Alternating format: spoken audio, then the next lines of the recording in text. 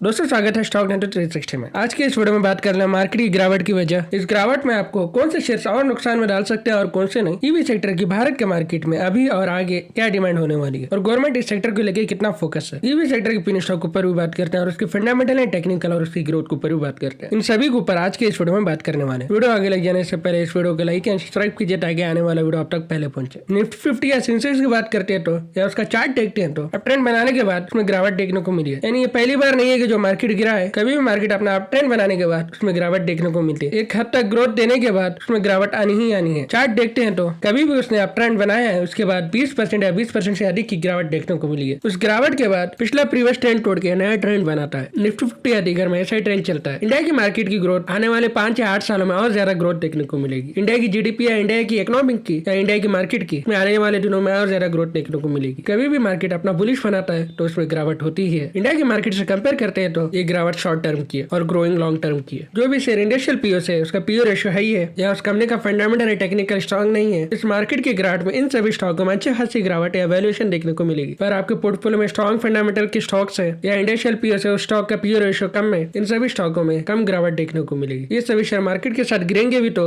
इन स्टॉकों में इतना पोटेंशियल होता है कि वो अपना पुराना ट्रेंड तोड़ के नया ट्रेंड बनाते हैं। आपके पास ये सभी स्टॉक्स है और आप लॉन्ग टर्म इन्वेस्टर है, इस गिरावट में आपको कुछ भी नुकसान होने वाला नहीं है। भारत की ईवी या इलेक्ट्रिकल व्हीकल मार्केट के बारे में बात करते तो इससे पहले आपको ऑटोमोबाइल सेक्टर की थोड़ी जानकारी रहनी चाहिए। इंडियन ऑटोमोबाइल सेक्टर पूरे वर्ल्ड में 5th प्लेस पे। 2030 तक ऑटोमोबाइल सेक्टर पूरे वर्ल्ड में 3rd प्लेस पे होगा। उसके पीछे गवर्नमेंट बैकबोन सपोर्ट कर रही है। आईएसए यानी इंडियन एनर्जी स्टोरेज अलायंस ने उनका कहना है कि आने वाले दिनों में ईवी सेक्टर 36 सीजीआर से ग्रोथ होगा। गवर्नमेंट 2070 तक कार्बन एमिशन खत्म करना चाहती है। इन सभी में renewable energy main role play करता है। गवर्नमेंट कार्बन एमिशन को कम करने के लिए पॉलिसी एंड स्कीम्स या इंसेंटिव के थ्रू गवर्नमेंट ईवी व्हीकल को प्रमोट कर रही है। दिल्ली में हद से ज्यादा पॉल्यूशन होने के बाद पॉल्यूशन को कम करने के लिए गवर्नमेंट इलेक्ट्रिकल व्हीकल लगा रही है। गवर्नमेंट बसेस की बात करते हैं, सिटी बसेस की बात करते हैं या ऑटोस की बात करते हैं, गवर्नमेंट इन सभी में इलेक्ट्रिकल व्हीकल्स का यूज कर रही है। 2021 के डाटा के हिसाब से इलेक्ट्रिकल व्हीकल के वर्थ के बारे में बात करते तो $1,434 मिलियन का है। 2027 तक इलेक्ट्रिकल नेटवर्क $15,379 मिलियन में होगा। 2027 तक इलेक्ट्रिकल व्हीकल का सीजीआर ग्रोथ 47% ग्रो होगा। ईवी व्हीकल की मार्केट कंटिन्यूसली ग्रो हो रही है, स्पेशली 2 व्हीलर की। ईवी व्हीकल सेक्टर में एक ही पिन स्टॉक कंपनी है जो कि मैन्युफैक्चर करती है 2 व्हीलर 3 व्हीलर इलेक्ट्रिकल व्हीकल और आने वाले दिनों में 4 व्हीलर हेवी इलेक्ट्रिकल व्हीकल भी लॉन्च करने वाली है।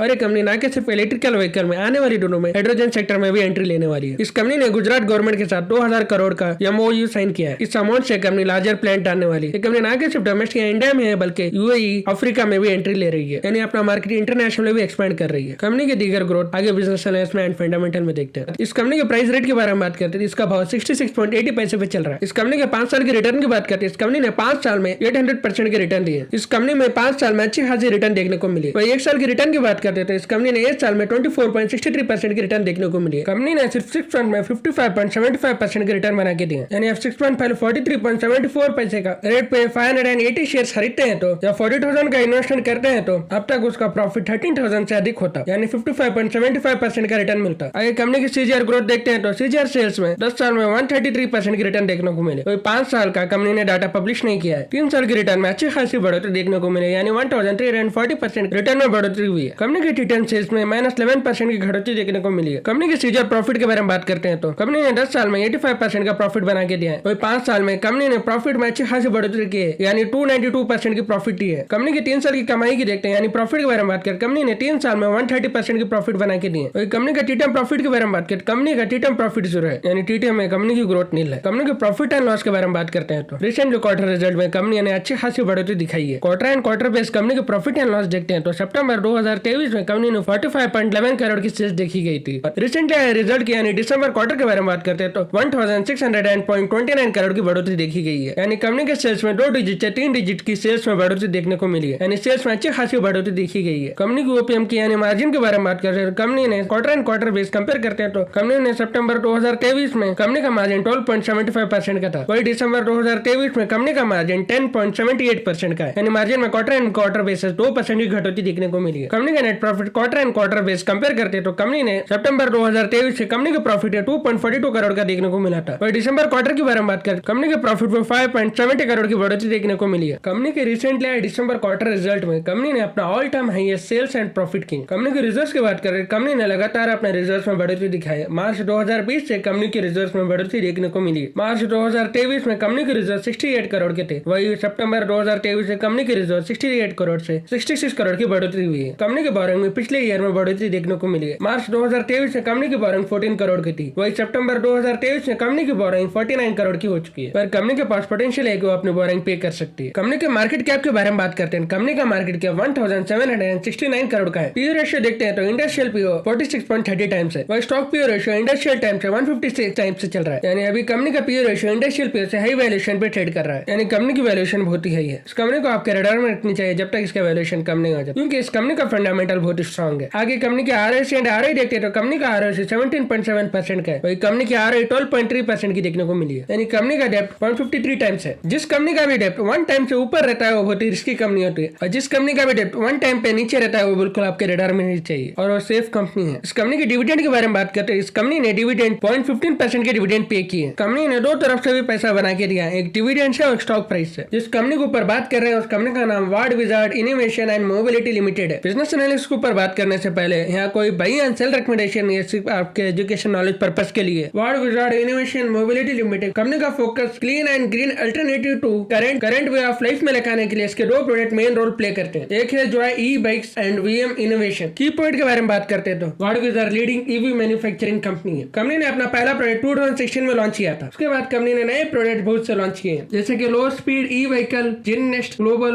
Wolf and master bike. Company ने 2021 में 4220 यूनिट सोल्ड किए थे, वही कंपनी ने 2022 में अपने यूनिट 30,000 से यूनिट सोल्ड किए थे। यानी कंपनी के सेल्स में 25 टाइम्स से अधिक की बढ़ोतरी देखने को मिली है। कंपनी के माइलस्टोन एक्सपेंशन के बारे में बात करें, कंपनी ने सिर्फ 6 मंथ में 141 डिस्ट्रीब्यूटर शोरूम इनॉग्रेशन किए, साथ में 750 प्लस टच पॉइंट पूरे भारत में सिर्फ 6 मंथ में कंप्लीट हुए। कंपनी का नेटवर्क देखते हैं तो कंपनी के पास 750 प्लस डीलर्स है, और कंपनी 400 प्लस सिटीज में प्रेजेंस है। कंपनी का presence almost 19 state and union territory में। कंपनी के पास 80,000 सेटिस्फैक्शन कस्टमर्स है, और वही कंपनी के पास 4 जोनल ऑफिस है, 1 ब्रांच ऑफिस है। कंपनी की शोरूम के बारे में बात करें, कंपनी के पास 100 प्लस शोरूम डिस्ट्रीब्यूटर्स है। कंपनी ने 2023 तक 36,500 यूनिट सोल्ड किए। कंपनी के बिजनेस ओवरव्यू की बात करें, कंपनी के पास जो ई बाइक है, जो ई रिक है। कंपनी के जो ई बाइक के बारे में बात करें, कंपनी के पास low speed scooter Gen Next, जैनो, Global, Wolf, low speed e scooters है। हाई स्पीड ई स्कूटर के बारे में बात करें, Gen Next, Nano Plus, Wolf यूको एंड दीगर स्कूटर्स है।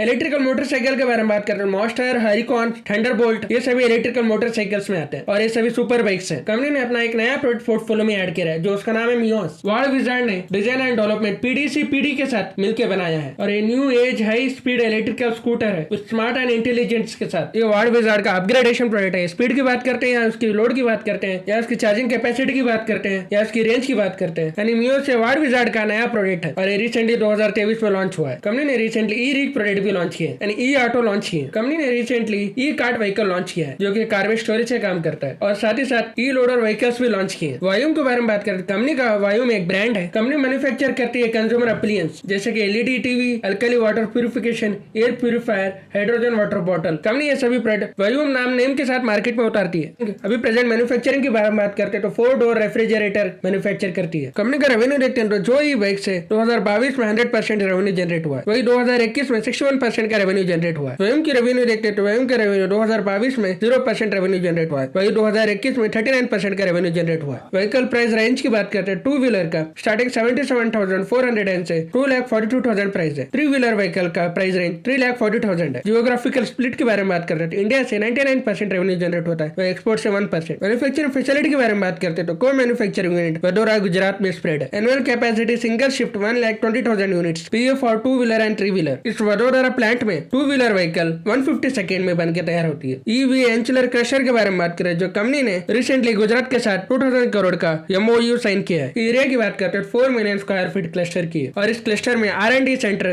प्रोडक्शन सेंटर होने वाला है, manufacturing 2 wheeler and 3 wheeler electrical vehicle का, और एक क्लस्टर 5000 से अधिक जॉब जनरेट करेगा। बैटरी असेंबलिंग के बारे में बात करते हैं तो कंपनी ने बैटरी असेंबलिंग लाइन स्टार्ट किया है, और उसकी कैपेसिटी है 1 गीगाहर्ट्ज एक साल में। कंपनी ने सिंगापुर के साथ एमओयू साइन अप किया है। आने वाले दिनों में कंपनी खुद 1 गीगाहर्ट्ज सेल्फ प्रोडक्शन प्लांट डालने वाली है वडोदरा क्लस्टर के अंदर। कैपिटल एक्सपेंडिचर के बारे में बात करते हैं तो वार्ड विजार्ड 2024 में capex will be 1000 to 125 crore का इन्वेस्टमेंट होने वाला है। बैटरी प्लांट के बारे में बात करते हैं, बैटरी प्लांट में 80 to 85 करोड़ का इन्वेस्टमेंट होने वाला है। आगे शेयर होल्डिंग पैटर्न के ऊपर बात करते हैं। प्रोमोटर की होल्डिंग के बारे में बात करते हैं तो प्रोमोटर की होल्डिंग 68.42% की है। वही एफआईएस की होल्डिंग की बात करते हैं तो एफआईएस की होल्डिंग 0.04% की होल्डिंग है।